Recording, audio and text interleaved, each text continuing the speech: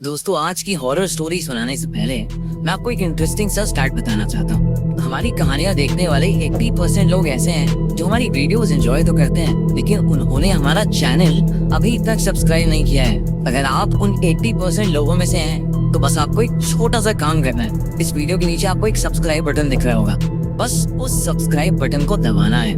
बस इतना सा काम करना है आपको, और लगे हाथों बेल आइकन भी प्रेस कर देना, ताकि हमारी लेटेस्ट वीडियो आते ही आपको सबसे पहले पता चले। कहानी 1925 में हुई एक सच्ची घटना पर आधारित है। एक सुबह एंड्रिया नाम की एक औरत को खबर मिली कि उसके पिता के घर से गोली चलने की आवाज आई है। एंड्रिया और उसके पति जॉर्ज को ये खबर सुन के विश्वास ही नहीं हो रहा था। खबर मिलते ही वो दोनों उसके पिता के घर के लिए निकल गए। उसके पिता एक बहुत बड़े गवर्नमेंट मैंशन में रहते थे। वो मैंशन दूसरे शहर में था, तो वहां जाते जाते उन्हें शाम हो गई थी। जब वो वापस पहुंचे तो उन्होंने देखा कि उस मैंशन के बाहर पुलिस इकट्ठा है और कोई उस घर के अंदर नहीं जा रहा था। पुलिस एंड्रे और उसके पति जॉर्ज को भी अंदर नहीं जाने दे रही थी। पुलिस के मुताबिक उस घर में एक भूत था जो सालों बाद आजाद हो गया था। जब एंड्रिया ने पूरी बात पूछी तो उसे पता लगा कि कई साल पहले 1865 में उस घर में एक 18 साल का लड़का रहता था। वो एक लड़की से बहुत प्यार करता था, लेकिन उस लड़की ने उसके प्यार को ठुकरा दिया, जिसकी वजह से उसने खुद को गोली मारकर अपनी जान दी। तब से उसका भूत उसी मैंशन में भटकने लगा। उसके बाद उस घर में रहने वाले सभी लोगों की अजीबोगरीब मौतें होने लगी। बहुत मुश्किल से उस लड़की की आत्मा को एक प्रीस्ट की मदद से एक कमरे में बंद कर दिया गया और उस कमरे को हमेशा के लिए लॉक कर दिया गया। लेकिन एंड्रिया के पिता, जिन्होंने हाल ही में उस मैंशन को खरीदा था, इन सब में नहीं मानते थे और उन्होंने उस घर को रेनोवेट कराने के चक्कर में उस कमरे का लॉक तोड़वाकर उसे खुलवा दिया और उस लड़के की भयानक आत्मा को आजाद कर दिया। पुलिस कहने लगी कि उस लड़के की आत्मा ने ही शायद एंड्रिया के पिता को मार दिया था, और अब अगर कोई भी उस घर के अंदर जाएगा तो उस लड़के की आत्मा उसको भी मार डालेगी। पुलिस की ऐसी अंधविश्वासी बात को सुनते ही एंड्रिया और जॉर्ज दोनों ही बहुत गुस्से में आ गए और उन्होंने खुद अंदर जाने का फैसला किया। वो घर के अंदर गए, पर अपने पिता के कमरे में पहुंचते ही एंड्रिया फूट फूट कर रोने लगी। उसने वहां जमीन पर अपने पिता की लाश पड़ी देखी, जिनके सर पर एक गोली का निशान था। एंड्रिया ने जब आसपास देखा तो उसे जॉर्ज कहीं नहीं दिखा। वो जॉर्ज को वहां न पाकर और ज्यादा घबरा गई। वो अपने पति जॉर्ज को चिल्लाकर बुलाने लगी, पर उसको कोई जवाब नहीं मिला। उस समय एंड्रिया को कुछ समझ नहीं आ रहा था कि वो क्या करे, और वो डरी हुई वहीं खड़ी अपने पति को बुलाए जा रही थी कि तभी उसे एक अनजान इंसान की रोने की आवाज आई, और फिर उसे अपने पति के रोने की आवाज आई। एंड्रिया भागकर अपने पति की आवाज के पीछे जा ही रही थी जब उसे फिर से गोली चलने की आवाज आई। एंड्रिया भागकर उस कमरे में पहुंची, पर वहां पहुंचकर उसके होश उड़ गए।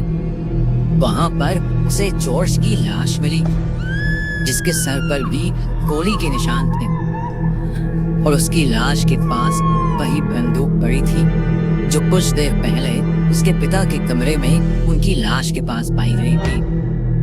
तभी एंड्रिया को ऐसा लगा जैसे उसके कंधे पर किसी ने हाथ रखा। एंड्रिया को कोई पीछे से जकड़ने लगा। जब उसने गर्दन मोड़ के देखने की कोशिश की तो वहां उसे एक 18 साल का लड़का दिखा, जिसके सर पर ठीक उसके पिता और पति की तरह एक गोली का निशान था। लेकिन एंड्रिया के उसे देखते ही वो लड़का एंड्रिया की आंखों के सामने हवा में कहीं गायब हो गया।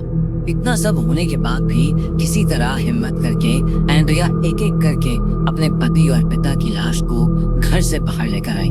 पर उस दिन के बाद से वो एकदम बदल गई और वो एकदम शांत हो गई। यहाँ तक कि अपने पिता और जॉर्ज के फ्यूनरल के दिन भी उसने ना ही जॉर्ज के पेरेंट्स की किसी बात का कोई जवाब दिया और ना ही अपने भाई का। वो सदमे में जा चुकी थी। सब उसके लिए बहुत परेशान थे, पर किसी को भी नहीं पता था कि एंड्रिया खुद की पीठ पर आई हुई थी, क्योंकि उसके पिता और पति की मौत के बाद से उसे हर जगह उसी 18 साल के लड़के की आत्मा दिखाई दे रही थी। वो किसी भी वक्त एंड्रिया के शरीर को जपे लेता था और उसके कान में एक ही चीज कहता रहता था कि वो उससे बहुत ज्यादा प्यार करने लगा है, और अगर वो भी उसका प्यार ठुकरा देगी तो वो उसे भी मार डालेगा। एंड्रिया जहां जहां जाती उसे वही लड़का दिखाई देता जो उसे हर बार जकड़ लेता और एंड्रिया का शरीर बुरी तरह से जख्मी कर देता। डरी हुई और परेशान एंड्रिया साइकियाट्रिस्ट के पास भी गई, पर उसका भी कोई असर नहीं हुआ। एंड्रिया के शरीर पर रोज नील पड़े जा रहे थे। धीरे धीरे उसकी दिमागी हालत बद से बदतर होती जा रही थी। फिर एक दिन उस मैंशन के पास रहने वाले लोगों ने एक बहुत ही अजीबोगरीब और एक डरावनी चीज देखी। उन्होंने देखा कि एक बहुत ही कमजोर दिखने वाली एंड्रिया भागती हुई आई और उस मैंशन का ताला तोड़कर उसके अंदर घुस गई, और इससे पहले कि कोई कुछ समझ पाता उन्हें उस मैंशन के अंदर से गोली चलने की आवाज आई। जब कई देर तक कोई भी अंदर नहीं गया तो ये खबर शहर के मेयर तक पहुंची, तो उसने वहां के पुलिस ऑफिसर्स को एक प्रीस्ट के साथ अंदर जाने का ऑर्डर दिया। करते हुए जब पुलिस के 2 इंस्पेक्टर घर के अंदर घुसे तो उन्हें वहां पर एंड्रिया की लाश जमीन पर पड़ी हुई थी। उसके सर पर भी गोली का निशान था और बगल में एक बंदूक पड़ी थी, जिसे देखकर उन्हें यकीन हो गया कि ये सब उसी 18 साल के लड़के की आत्मा का किया धरा है। इस इंसिडेंट के बाद उस मैंशन का एग्जॉर्सिज्म किया गया और फिर उस मैंशन को हमेशा हमेशा के लिए बंद कर दिया गया।